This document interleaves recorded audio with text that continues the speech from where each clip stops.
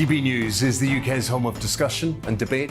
From all perspectives. To stay up to date on the latest stories, Make sure that you subscribe to the GB News channel. right here on YouTube. You can watch us live 24/7 across the whole world. You can also check out exclusive content and catch up on previous episodes of your favourite shows.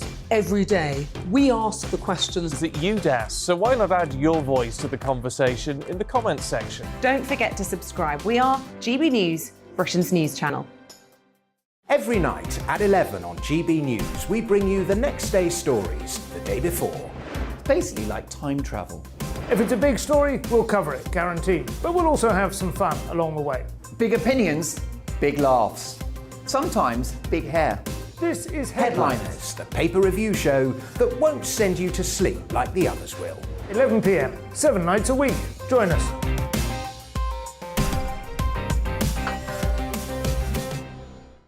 Hello there, I'm Eamon Holmes. And I'm Isabel Webster.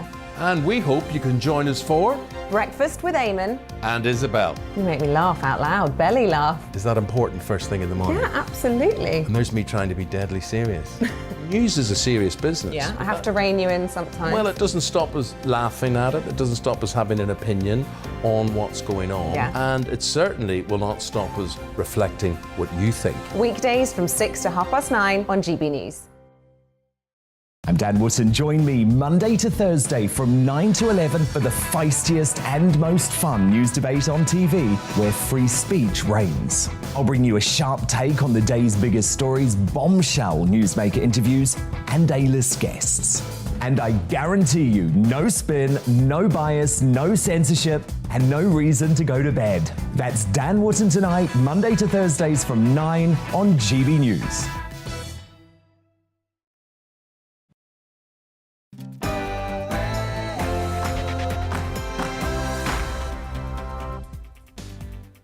Good morning, you're watching The Briefing with me, Tom Harwood, on GB News. It's 9:30. This is on your TV and your radio. Today, a GB News exclusive relating to tomorrow's Birmingham-Erdington by-election. Also, I'll be bringing you the latest from Ukraine and the polls. But first, it's your morning headlines.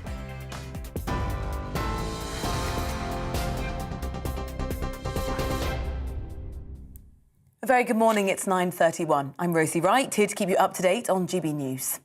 Russian forces are continuing their push into Ukraine, with the conflict now in its 7th day.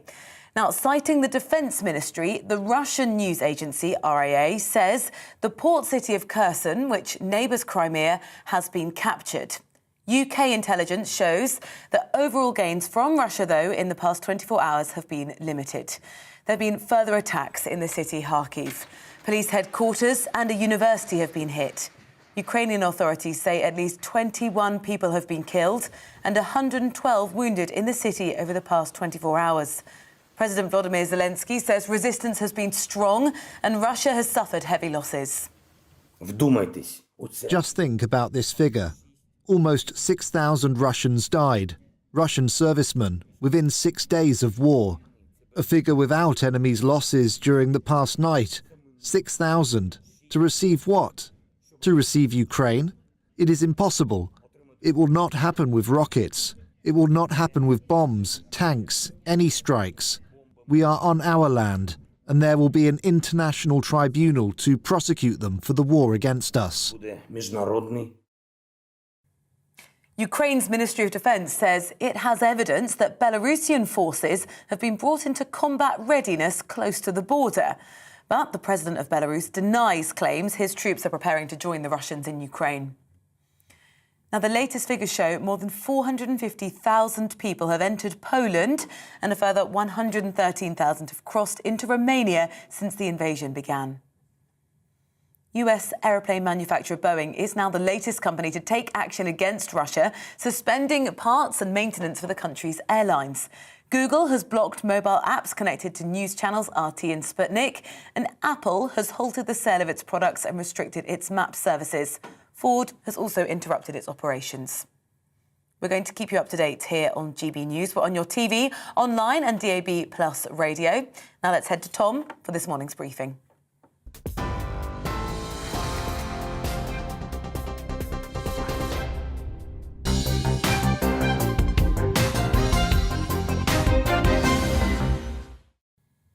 Good morning, it's 9:34 and this is The Briefing with me, Tom Harwood, on both your TV and DAB Plus radio.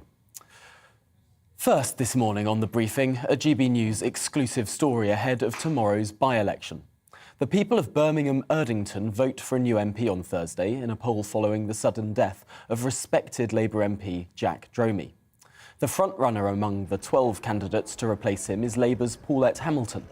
Her party has held the seat since 1945. Now today, GB News can reveal we have uncovered some interesting past comments of Hamilton's, which she made in 2015. Speaking at an event entitled "The Ballot or the Bullet? Does Your Vote Count?", Hamilton appeared alongside the controversial race academic Kehinde Andrews and made a number of eyebrow-raising comments about the value of democracy. First, let's turn to views that appear to suggest she is torn between the democratic system and what she calls an uprising. So you talk about the bullet or the vote. I'm not sure, although I believe in the vote and I believe in our right to use that vote or destroy that vote, I'm not sure that we will get what we really deserve in this country using the vote.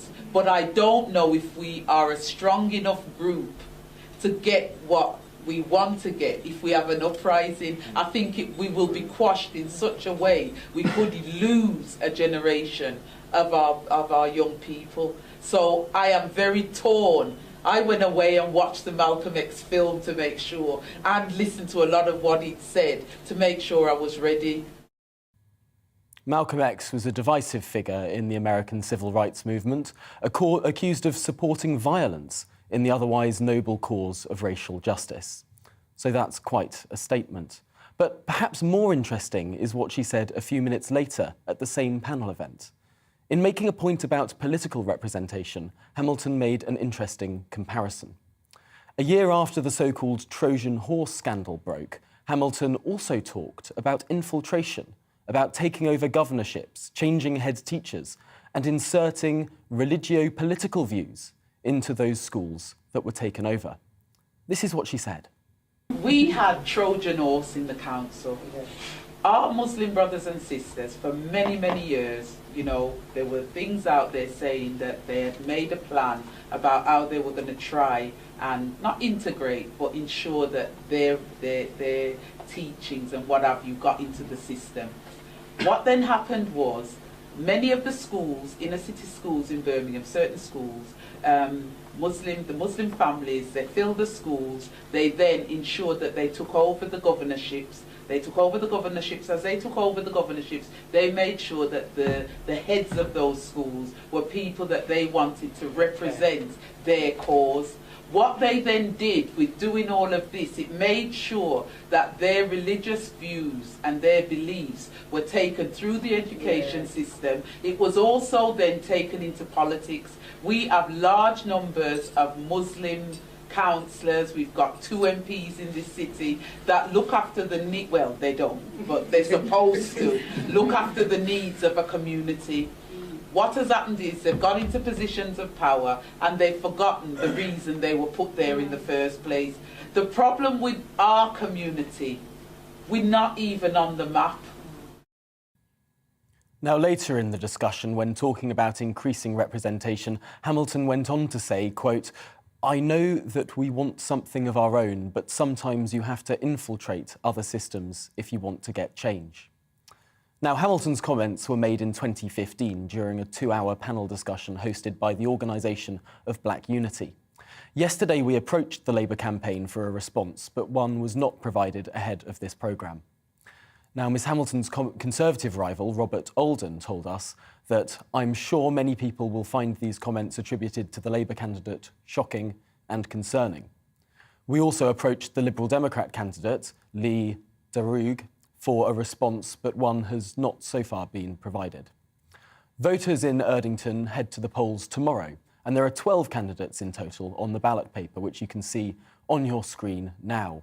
Polling stations close at 10 p.m. tomorrow, and we should know who has won by the early hours of Friday morning. Seeing some of those candidates there on our screen.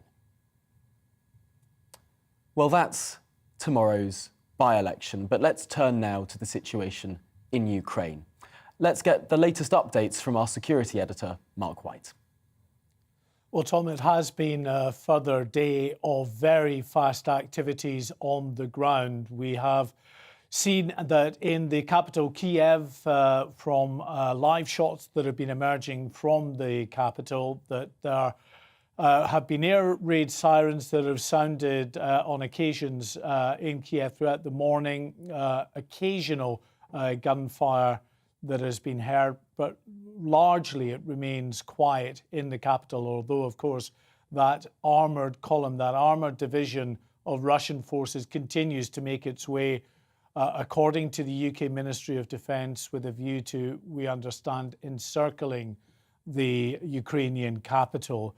The president in Ukraine and in the capital, we understand, in Kiev, Volodymyr Zelensky, has said that his forces are continuing to offer stiff resistance. Some 6,000 Russian soldiers, he claims, have been killed by his forces in recent days. And that may have brought about a shift in tactics of bombing and shelling of more urban areas. The Defence Secretary, Ben Wallace, in this country says that that would not surprise him, that it is part of Russian military doctrine to go after urban areas, to encircle them, and to effectively launch missile and artillery attacks, barrages on these places overnight. In the second city, Kharkiv, it has come under attack again this morning. A police station and a university building in the centre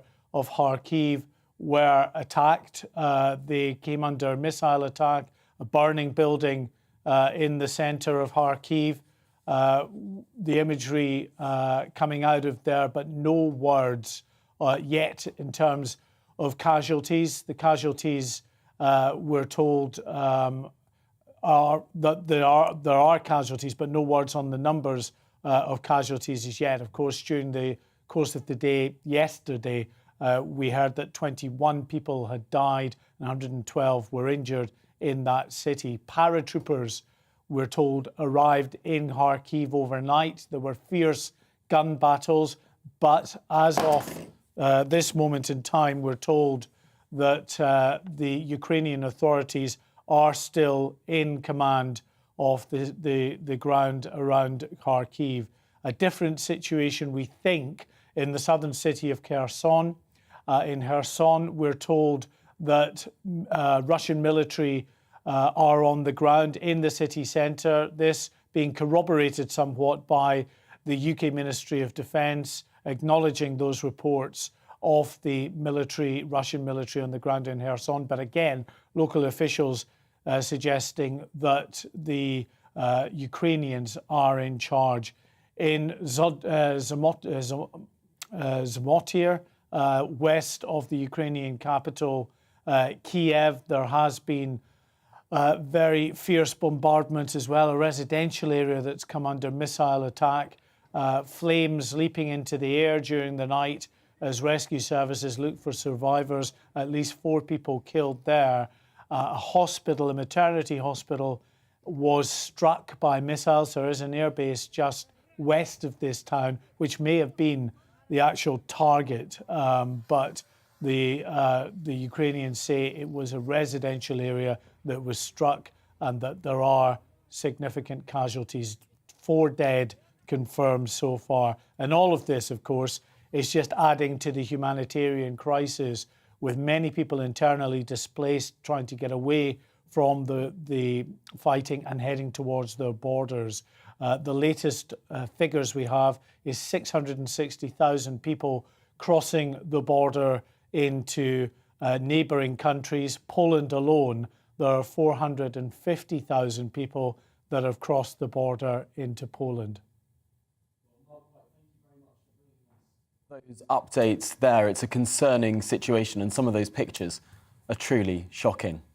Now, I have to say that while Mark was giving us that report from Ukraine, the Labour Party has been in contact with regard to the story that opened the programme.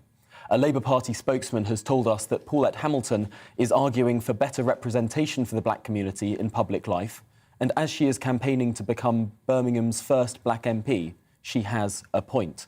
That's with regard to her comments on representation. And on the Trojan horse comments, a Labour Party spokesman told us these comments were made 2 years before the full facts of the case were known and so are clearly out of date. There's Labour's response to our exclusive story this morning. Now, as the war in Ukraine escalates, Apple has stopped selling products to Russia. Boeing and Ford have also suspended business operations there. Big Western companies are now suspending their activities in Russia. Well, our economics and business editor, Liam Halligan, is here now. How are we doing on the economic front of this conflict? Well, this is a military conflict between Russia and Ukraine, as we've been hearing there from Mark White. But it's an economic war between Russia and the West as a whole. That's clear. That's clear because of the sanctions package. That's clear because we've tried to sanction Russia's central bank so Vladimir Putin can't get his hands on his reserves. That's why the Russian currency is plunging. Savings are being wiped out, putting domestic pressure on him. But big Western companies are heavily involved in Russia, and now they're suspending their operations or selling their stakes altogether.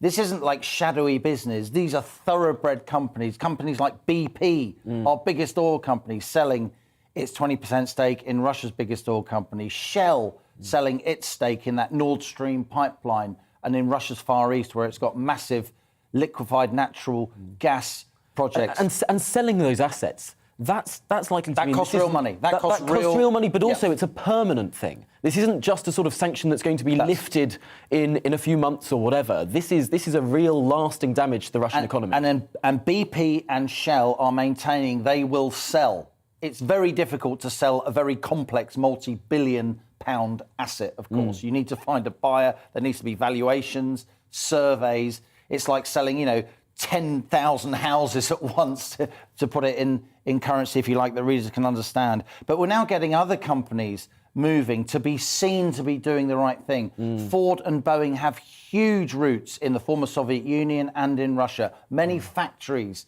Boeing and Ford have. The likes of Renault, Daimler, big French and German car makers, they have. VW has 4 factories in Russia. You've got Marks and Spencer's has multiple branches in Moscow alone and across the rest of the country. And now they are starting to move or to say that they're going to move out. Dell and Apple, as you say. And this may well have an effect on the people of Russia.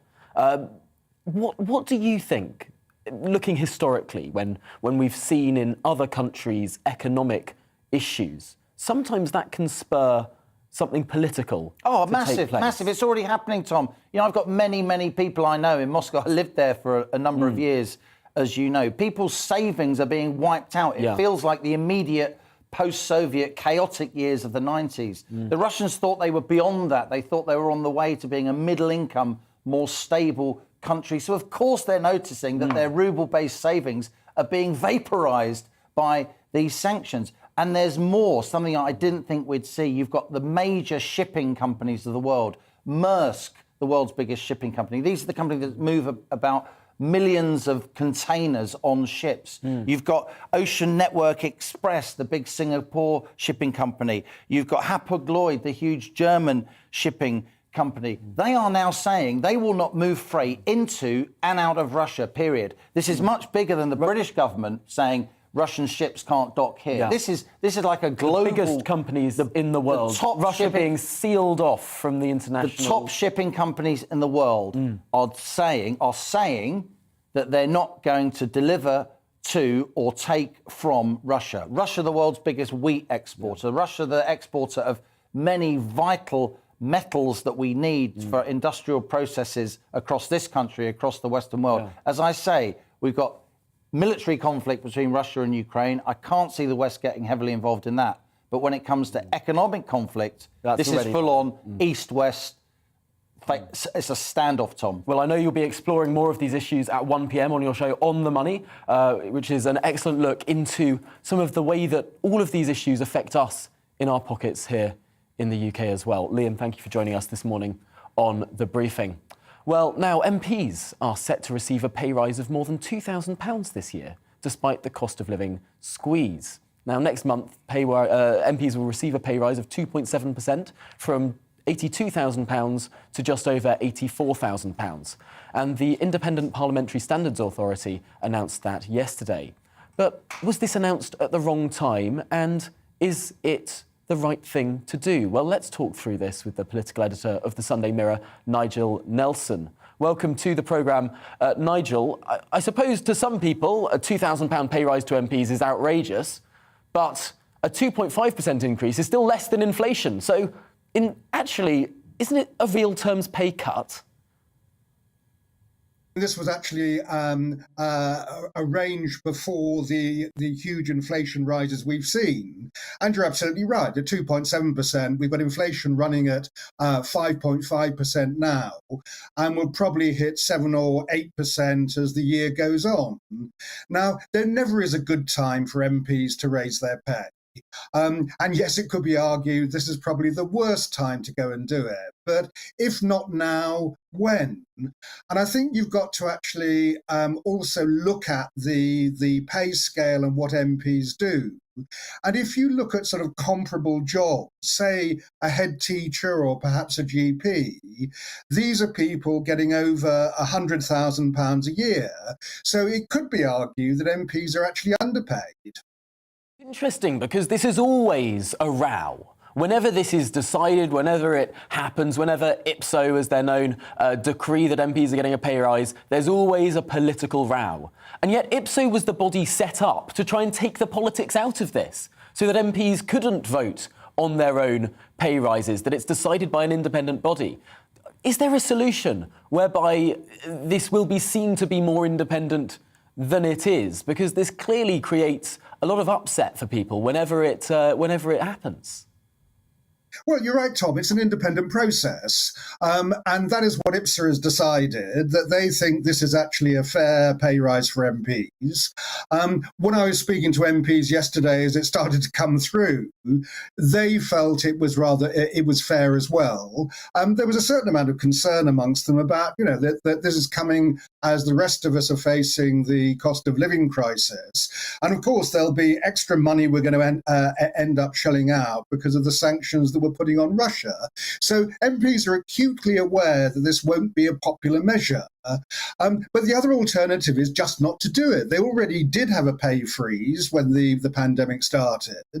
So at some point, you've got to actually bite the bullet and go ahead.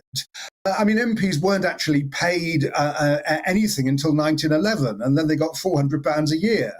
That would be worth about, £13,500 in today's money. So at one point it was amateurs doing the job. Now you have professionals, and probably you have to pay them as professionals.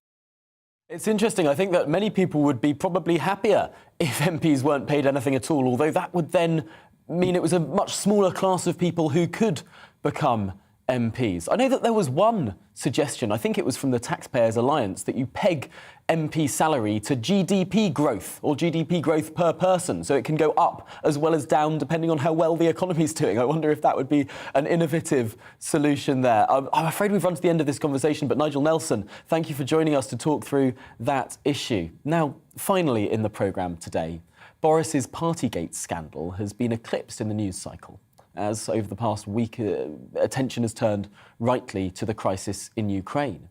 But will all of this new news, will the fact that people are talking about other things than wine and cheese, change the polls?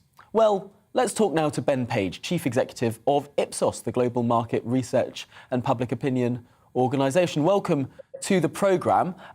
Have the polls moved in the last couple of weeks? My thesis might be that not talking about Partygate so much might well be somewhat of a benefit to the Conservative Party. Simply, it will be. And what you see at times of crisis is that support for the government rises. And so we have seen that in a number of countries already.